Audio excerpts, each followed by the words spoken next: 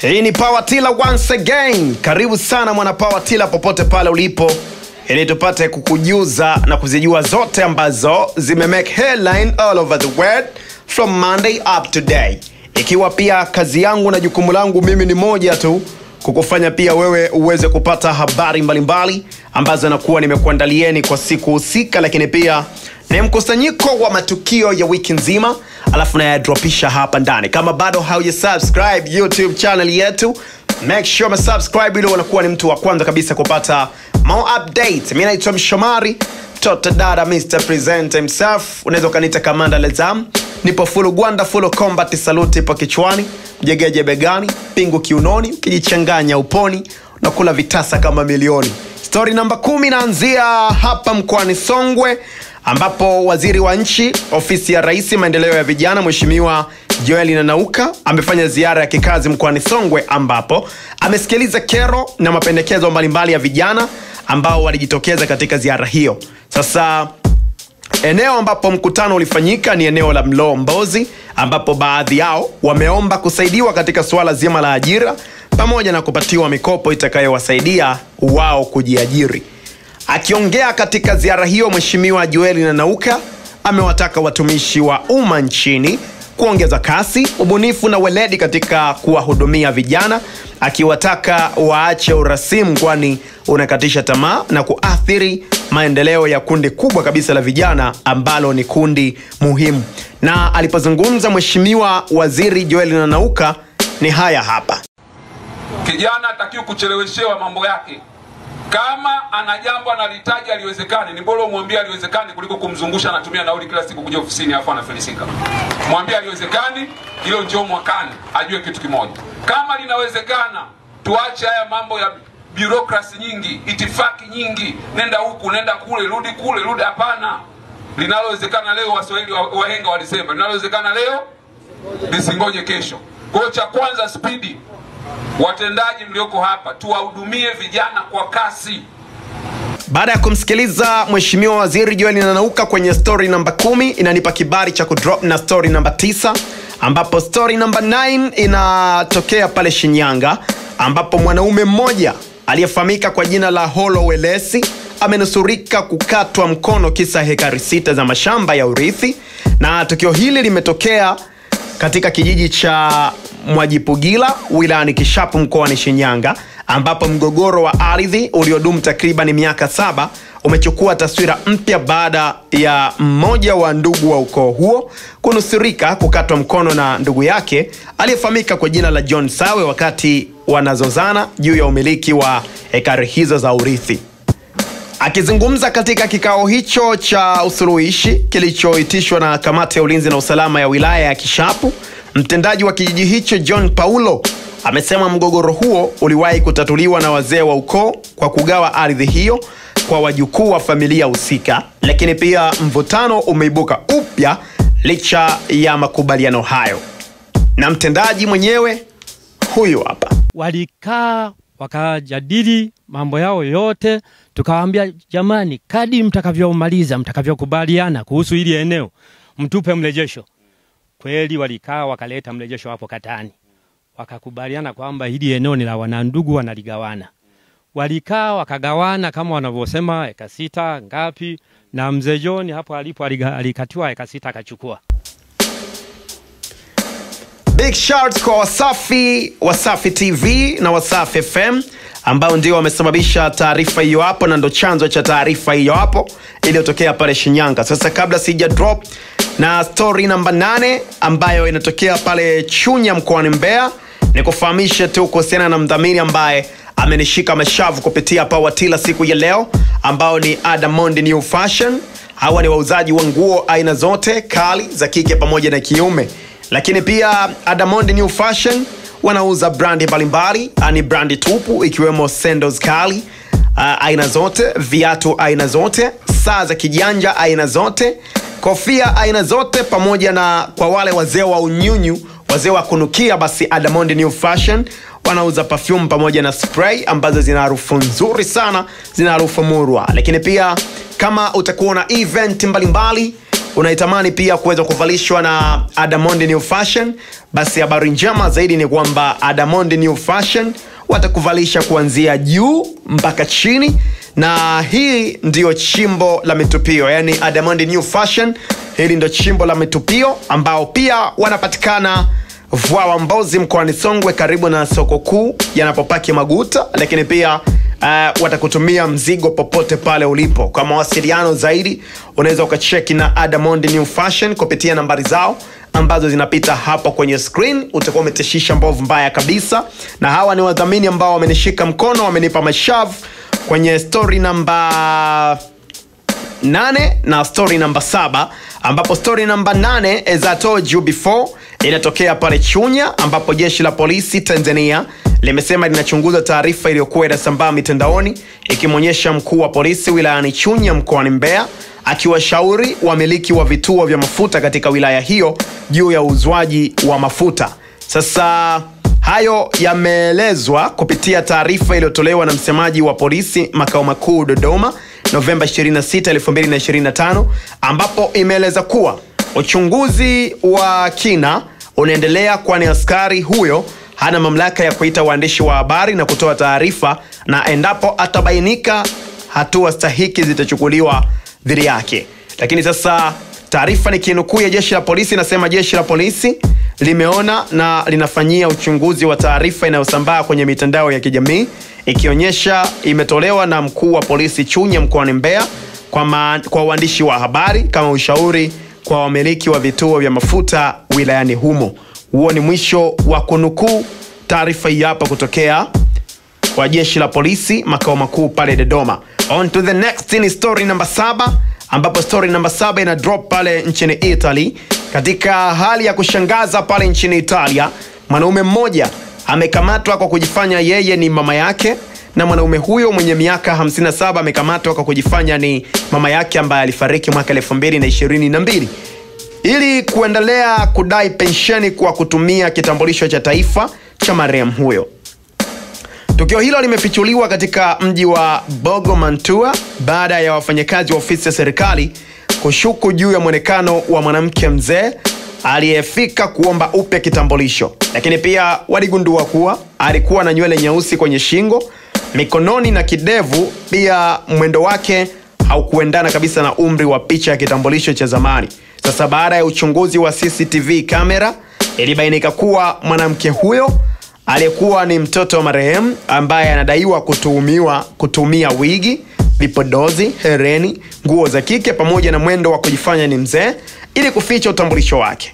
Sasa lengo kuu lilikuwa ni kuendelea kupokea pensheni ya mama yake ambayo inakadiriwa kuwa zaidi ya euro milioni 60, euro 60,000 kumradhi, kwa kipindi cha miaka mitatu.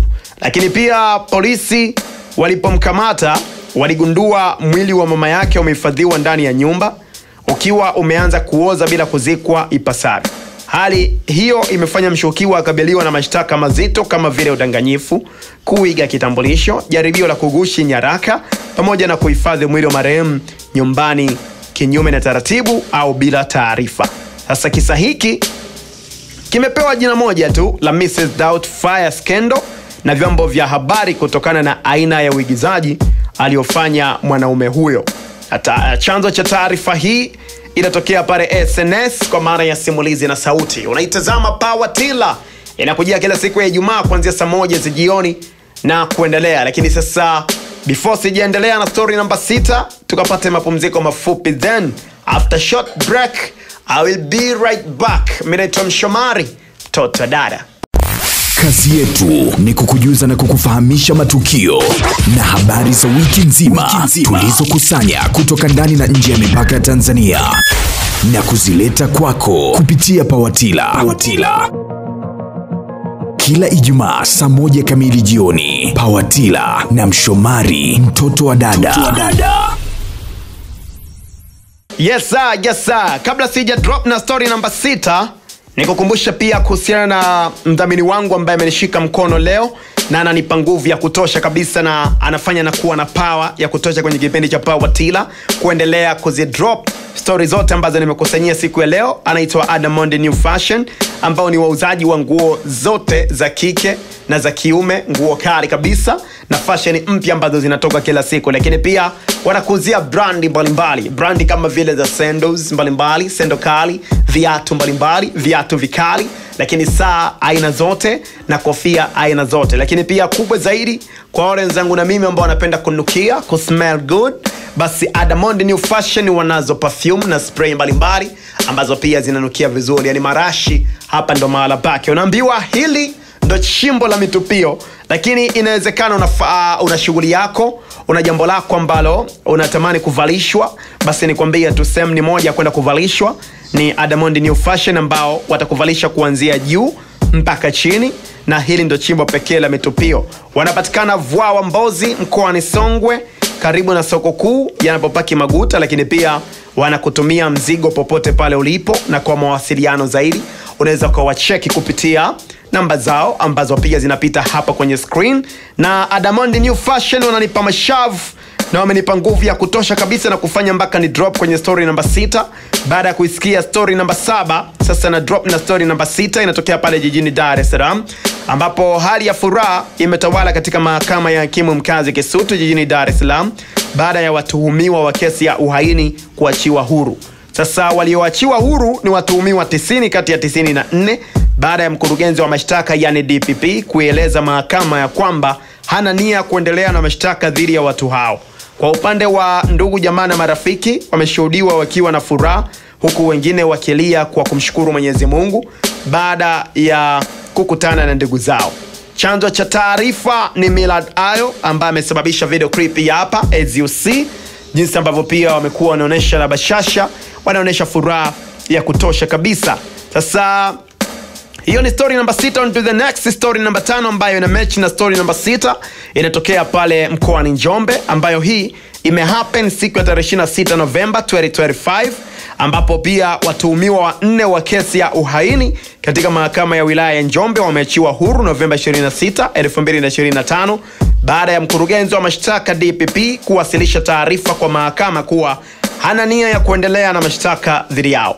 Sasa miongoni mwa walioachiwa ni Stanley Mbembati ambaye ameonyesha kupokea kwa furaha kubwa kabisa na shukrani kwa hatua hiyo ya kuachiwa huru, huku akisema kuwa wanatambua na kuthamini uungwaji mkono walioupata kutoka kwa wananchi toka walipokuwa wamekamatwa, na kwamba kwa sasa hivi wanarejea kwenye shughuli zao za kila siku ili kuendelea kusaidia familia zao. Na alichokizungumza Stanley Mbembati mara baada ya kuachiwa huru ni mnamo tarehe 5 nilikamatwa na jeshi la polisi nikiwa ofisini kwangu.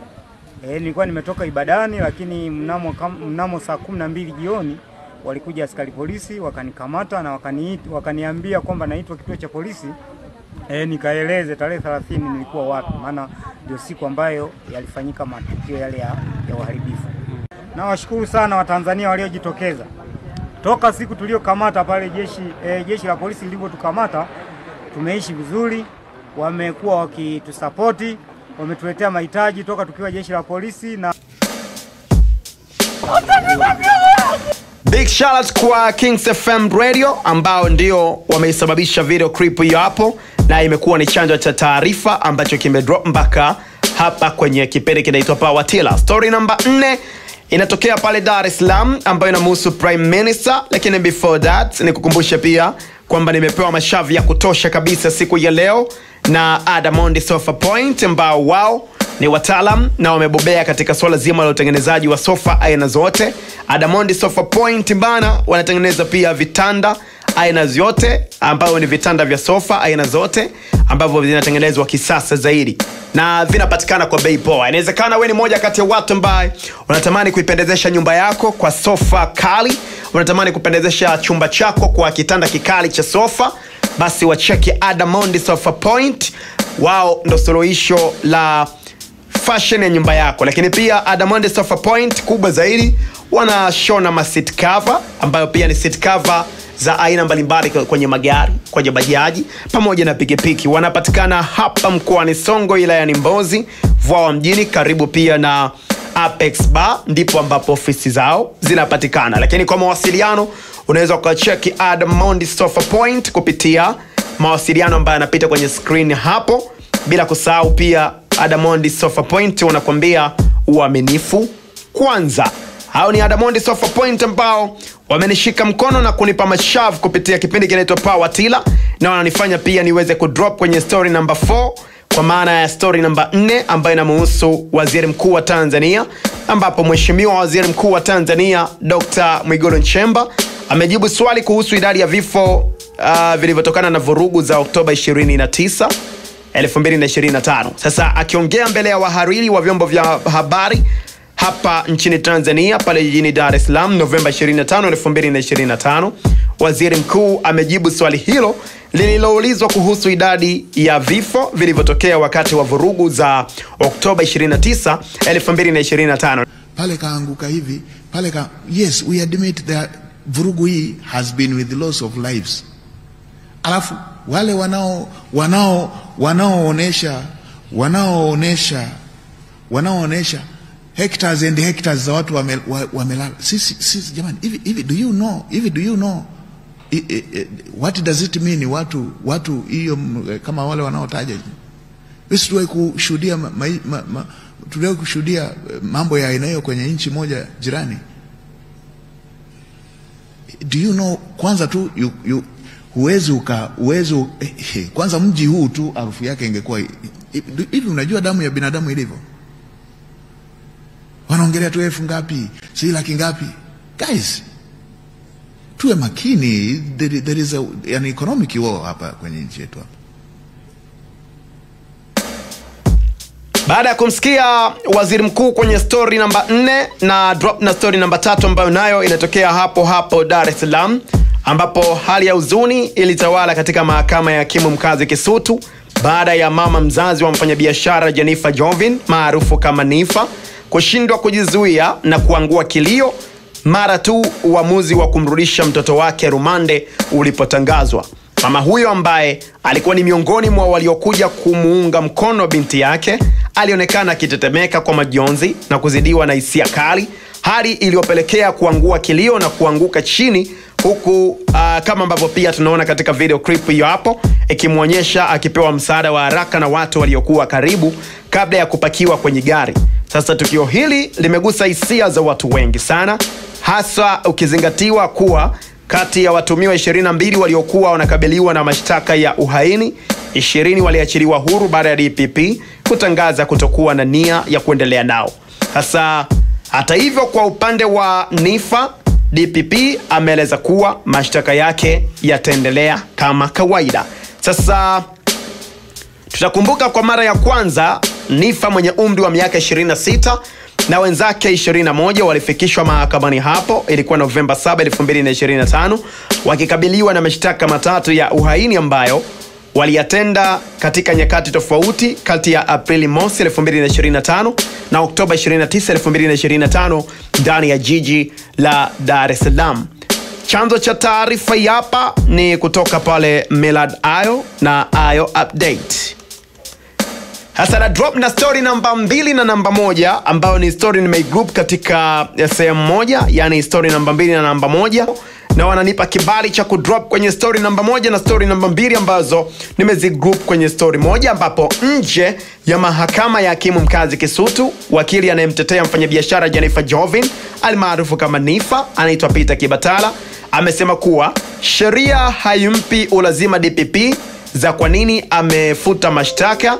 Kwa hiyo mahakama imerekodi kwamba mashtaka yamefutwa na kusema kuwa watatumia njia za kisheria ili kuwatoa Nifa pamoja na Mika Chavala na wengine ambao hawajaachiwa huru. Sasa nje ya mahakama, mheshimiwa wakili Peter Kibatala amezungumza haya hapa. Kwa hiyo kama nilivyosema, hao 20 wamefutiwa mashtaka, na bahati mbaya anapo sheria haimpi ulazima haimpi DPP obligation ya kutoa sababu za kwa nini anafuta mashtaka. Kwa lakini mahakama imerekodi kwamba mashtaka yamefutwa dhidi ya 20 na hao wengine 2 mashtaka yao hayajafutwa. Kwa hiyo kesi yao inaendelea. Way forward, well, ukiwa wakili kwenye kesi kama hizi, unapowakilisha vijana kama Nifa na kama huyu Mika Chavala, la kwanza unakuwa kama kaka sasa Kwa hiyo lazima unajaribu kumjenga kisaikolojia, kwa sababu kibinadamu tu mnapokuwa 22 kama kundi alafu wenzako 20 wanafutiwa mashtaka na hujui sababu hasa za msingi kwa nini wewe na mwenzako mmebakishwa. Kazi ya kwanza ni kujaribu kumjenga, lakini naamini amejitahidi kukulielewa, na majukumu yetu sasa kama nilivyosema ni kuendelea sasa na safari ya kisheria ya kumpigania Niffer pamoja na mwenzake Mika Chavala kwenye hii kesi, ili tuweze kuona kwamba linapatikana hitimisho ambalo mwisho wa siku litasababisha na wao pengine waungane na wenzao kwa mjibu wa sheria.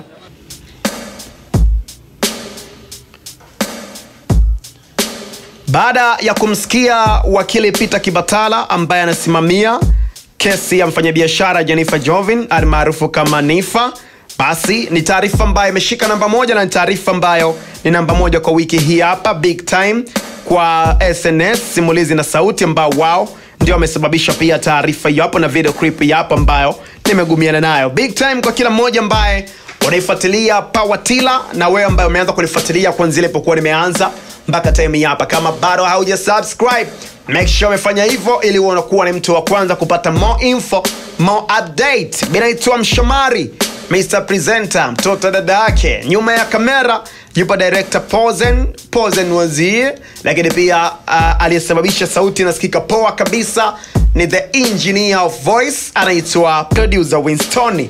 Mpaka next time. Aye.